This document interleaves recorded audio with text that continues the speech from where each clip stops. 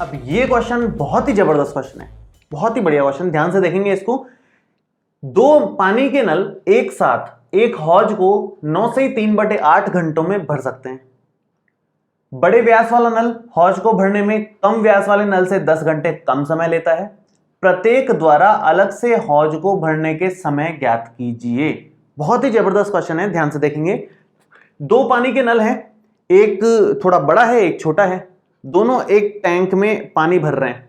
Tank को भरने में वो 9 से 3/8 घंटों का समय लेते हैं, दोनों मिलकर के भरते हैं तो, और अलग अलग भरते हैं तो बड़ा वाला जो नल है छोटे वाले से 10 घंटे कम में भर देता है। वो छोटा वाला मतलब बड़े वाले से 10 घंटे ज्यादा लेता है अगर अलग अलग चला करके भरें तो, कि केवल बड़े वाले से ही भर रहे हैं, एक बार केवल छोटे वाले से ही भर रहे हैं तो छोटे वाले में बड़े से 10 गुना ज्यादा समय लगता है। तो अब हमें बताना है कि अलग अलग अगर वो भरना शुरू करें, केवल बड़ा वाला भरना शुरू करें तो बड़े वाले नल से कितना समय लगेगा, और केवल छोटा वाला नल चालू करें तो उससे कितना समय लगेगा। अकेले अकेले काम करें तो, मिलकर के तो दे रखा है उसने, मिलकर के काम करें तो इतने घंटों में भर देंगे, लेकिन अकेले अकेले काम करें तो कितने घंटों में वो हौज भर पाएगा, ये हमें बताना है। शुरू करेंगे, देखो कैसे शुरू करना है। यहां पर बहुत ही जबरदस्त क्वेश्चन है ये। हमें छोटे वाले नल का मान लेना चाहिए कि कितने घंटे में वो भर रहा है, क्योंकि बड़े व्यास वाले नल जो है हौज को भरने में कम व्यास वाले नल से 10 घंटे कम समय लेता है। तो बड़ा व्यास वाला हम मानेंगे तो छोटे वाले का हिसाब से मानेंगे ना, छोटे वाले से 10 घंटे कम ले रहा है बड़ा वाला, तो हम एक काम करते हैं छोटा वाला मान लेते हैं। माना कम व्यास वाला नल हौज को भरने में x घंटे का समय लेता है, अतः बड़े व्यास वाला नल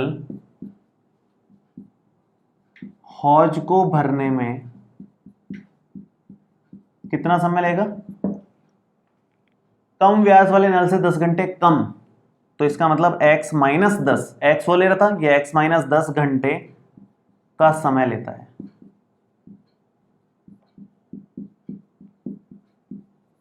ये है इसका हिसाब किताब, ठीक है। दोनों का अलग अलग समय निकाल लिया हमने कि एक तो x घंटे में भर पाएगा, एक x - 10 घंटे में भर पाएगा। अगर अलग अलग काम करें तो, एक साथ काम करने वाला हिस्सा करें तो इस तरह वाला प्रश्न 3.6 प्रश्नावली में आया था, जिसमें कुछ आदमी काम कर रहे थे, कुछ औरतें काम कर रही थी किसी काम को करने में, कुछ इतने इतने दिन का समय ले रही थी। तो एक दिन का एक आदमी का काम और एक औरत का काम हमने निकाला था और फिर उसको टोटल किया था, उस तरह से प्रश्न किया था। तो 3.6 प्रश्नावली का जो प्रश्न था सेम टू सेम प्रश्न है, सेम टू सेम, कोई फर्क नहीं है। देखो मैं करता हूं इसको आगे। अब यहां पर एक एक घंटे का काम निकाल लो, वो तो दिनों में चल रहा था वो वाला प्रश्न, तो ये घंटों में चल रहा है। तो जब भी इस तरह का क्वेश्चन आए कि दो लोग मिलकर के एक काम कर रहे हैं, अलग अलग कितने दिन में कर देंगे या कितने टाइम में कर देंगे ये बताना है, तो इस तरह के प्रश्न में हमेशा आप 1 घंटे का या 1 दिन का काम निकालो उनका और फिर उसके हिसाब से कैलकुलेट करो। तो यहां पर आप लिखोगे कि कम व्यास वाले नल का 1 घंटे का काम, भाई टोटल x घंटे में काम कर रहा है तो 1 घंटे का काम 1/x हो गया उसका, और बड़े व्यास वाले नल का 1 घंटे का काम कितना होगा, 1/x - 10। ये 1 घंटे में इतना काम कर देता है, ये 1 घंटे में इतना काम कर देता है। दोनों मिलकर के हौज को कितने देर में भर रहे थे, दोनों नलों द्वारा हौज भरने का समय वो था हमारा 9 से 3/8 घंटे। जिसको थोड़ा सा हल कर लें अगर, तो 9 × 72 और 3 75/8 घंटे का समय है ये, कुल इतना समय लेते हैं। तो दोनों नल 1 घंटे में कितना हौज भरेंगे, दोनों नलों द्वारा 1 घंटे में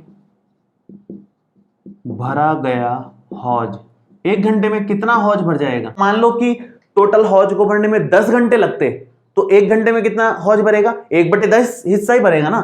ये हमारा हौज है और इसको भरने में 10 घंटे लग रहे हैं पूरा, तो 1 घंटे में कितना भरेगा, 1/10 भाग ही भर पाएगा वो। तो वही काम कैसे कर रहे हैं हमने, 1/, कर देते हैं। मतलब जैसे इसमें भी 1/1 किया, वैसे इसमें भी 1/, करेंगे। सेम लॉजिक है।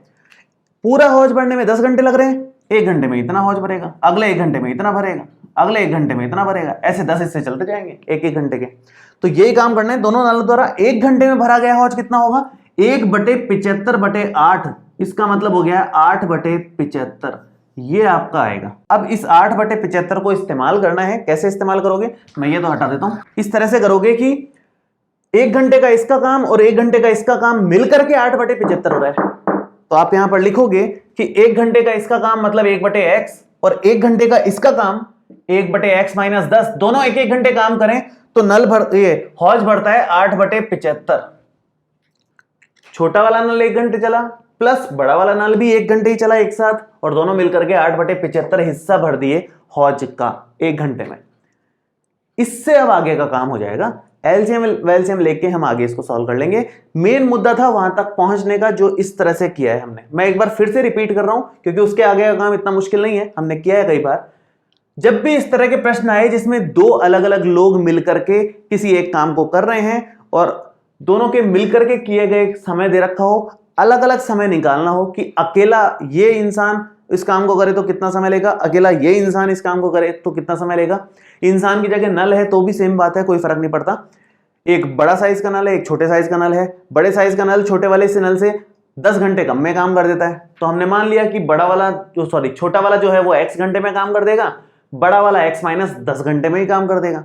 लेकिन जब भी इस तरह के प्रश्न आए तो एक एक घंटे के हिसाब से लास्ट में समीकरण बनानी है। 1 घंटे की मान लो या दिनों में क्वेश्चन चल रहा है तो 1 दिन का काम के हिसाब से मानेंगे, फिलहाल घंटों में चल रहा है तो कम व्यास वाले नल का 1 घंटे का काम निकाल लो। भाई कम व्यास वाला नल अगर मान लो 20 घंटे में भर रहा है तो 1 घंटे में 1/20 वाला हिस्सा ही भरेगा, तो 1 ले जाना होता है, कहने का मतलब बस इतना ही है। ओवरऑल हर सिचुएशन में 1 लेके जाना होता है। तो इसका 1 घंटे का काम 1/x, इसका 1 घंटे का काम बड़े वाले का 1/x-10, और दोनों का मिलकर के जब इतने घंटे में काम हो रहा है, इतने घंटे मतलब 75/8, तो मिलकर के 1 घंटे में कितना काम होगा, 1 कर दो इसको भी, वो 8/75 हो गया। तो तीनों 1 के हिसाब से ले लिए, 1 घंटे के हिसाब से ले लिए, तो 1 घंटे में इन दोनों का मिलकर के काम हो रहा है इतना, तो इन दोनों को मिलाकर के इतने के बराबर कर दिया। ये तरीका है 1 घंटे वाला काम निकाल करके आगे हल करने वाला। मतलब बहुत ही जबरदस्त क्वेश्चन है इस तरह का। आगे करते हैं इसको, एलसीएम लो, आंसर आ जाएगा, कोई मुश्किल बात नहीं है। एलसीएम लेंगे अगर इसको तो x और x-10 आ गया, और ये 8/75 तो ऐसे कैसे है, ये बनेगा x-10 और ये प्लस में x, ये हो गया 2x-10, और नीचे x-10x x² - 10x और इक्वल में 8 और ये 75। ठीक है, थोड़ा सा काम हल करने का हम कर सकते हैं, थोड़ा क्रॉस मल्टीप्लाई कर लो, इसको इधर ले लो, तो 75 × 2x 150x हो जाएगा, 75 × 10 750 हो जाएगा, और बराबर में ये इधर 8 से गुणा होगा, ये दोनों 8 से गुणा होंगे तो 8x² और माइनस में 8 × 10x हो जाएगा 80x। ठीक है, सब कुछ एक तरफ ले लो, सब कुछ उस तरफ ले जाओ, उस तरफ लेके जाओगे तो 8x² माइनस का 80x, इधर तो 0 बचेगा, उधर जाएगा सब कुछ, तो माइनस का 150x और प्लस का 750 हो गया। कितना बनेगा, 8x² और इन दोनों को मिला करके आप लिख सकते हो 15 और 8 होता है 23, 230x और प्लस में 750, 0 आप इधर लिखो या इधर लिखो, कोई फर्क नहीं पड़ता। इसको हल करना है। इसको हल करने के लिए आप एक काम और कर सकते हो, यहाँ पर ये 2 से भाग जा रहा है पूरी लाइन अगर 2 से भाग जा रही है तो 2 से भाग दे दो, 2 कॉमन ले लो, मतलब 2 कॉमन लो तो 4x² माइनस में ये बनेगा 115x प्लस में 750 में 2 का भाग देंगे तो ये बनता है 375 और बराबर में 0। ये 2 0 के भाग में चला जाएगा, 0 के भाग में चल जाएगा तो 4x² माइनस 115x प्लस में 375 बराबर 0/2, मतलब 0 ही हो जाएगा। अब इसको हल करना है, तब जाकर के हमारा फाइनल आंसर आएगा। इसको हल किस तरह से किया जाए, मुद्दा ये है। अब इसको हल करने के लिए आप, मेरी राय तो यह है कि श्रीधराचार्य सूत्र ही लगा दो, क्योंकि बहुत लंबा चौड़ा सा है, इसके अगर हम गुणनखंड करने बैठेंगे तो बहुत मुश्किल आएगी। श्रीधराचार्य से आप डायरेक्ट आंसर निकाल लोगे, जो भी कैलकुलेशन होगी वो होगी, इसका कोई उपाय नहीं है। तो हम श्रीधराचार्य लगा लेते हैं इसमें। a का मान यहाँ पर 4 दिख रहा है, b का मान माइनस का 115 है और सी का मान 375 आ रहा है। श्रीधराचार्य सूत्र लगाएंगे, लेकिन जगह नहीं है तो मैं एक बार इसको हटा ही देता हूं, फिर करते हैं आगे काम। अब यहां वैल्यूज रखेंगे तो देखिए क्या आएगा, ये आएगा x is equal to minus b मतलब माइनस 115, इधर माइनस पहले से था वो भी माइनस का है, प्लस माइनस बी स्क्वायर मतलब 115 माइनस का जो है उसका स्क्वायर होगा, माइनस में 4, a मतलब 4 और c का मतलब है 375। थोड़ी सी कैलकुलेशन ज्यादा है इसमें, लेकिन आराम से आंसर आ जाएगा, कैलकुलेशन कर लोगे तो आप। 2a का मतलब 4। देखो ये तो हो गया 115 प्लस का, माइनस माइनस प्लस हो गया 115 प्लस माइनस 115 का जब आप वर्ग करोगे तो ये आएगा 13,225 माइनस जब आप इसको आपस में गुणा करोगे तो ये बनता है आपका 6,000 और नीचे आएगा 4 दूना 8, ये बनेगा 115 प्लस माइनस 7,225 7,225 बटे 8, ये बनेगा 115 प्लस माइनस ये 85 आता है इसका रूट और नीचे आएगा 8। अब एक बार प्लस साइन ले लो, एक बार माइनस साइन ले लो, तो 115 प्लस 85 बटे 8 और 115 माइनस 85 बटे 8, इसको थोड़ा हल करें तो ये 200 बटे 8 हो गया और ये अपना 30 बटे 8 हो रहा है, जिसका मतलब आ गया एक आंसर तो 200 बटे 8, 200 बटे 8 का मतलब हो गया यहाँ पर 25 और ये अगर 30 बटे 8 करोगे तो 15 बटे 4, 15 बटे 4 का मतलब होता है 3.75। ये दो आंसर आए यहाँ पर। अब दो में से एक ही सही है, कौन सा सही है ध्यान से देखेंगे। छोटे वाले नल का समय है ये, तो छोटे वाले नल का समय ये नहीं हो सकता। ये क्यों नहीं हो सकता? क्योंकि अगर छोटे वाले नल 3.75 घंटे में ही खत्म कर देता है पूरी होज को, तो टोटल इतना टाइम क्यों लग रहा है? 9 सही 3 बटे 8 घंटे, टोटल इतना टाइम तो लग ही नहीं सकता। जब वो अकेला ही 3.25 घंटे में खत्म कर रहा है तो इतना टाइम टोटल लग नहीं सकता। इसका मतलब ये आंसर गलत है। तो क्या आंसर सही है? 25 घंटे में अकेला वो पूरा होज भर रहा है छोटा वाला नल। तो बड़ा वाला नल कितने घंटे में भरेगा? बड़ा नल के हिसाब से बड़े नल का समय वो आएगा x माइनस 10 के हिसाब से 25 माइनस 10 के हिसाब से 15 घंटे।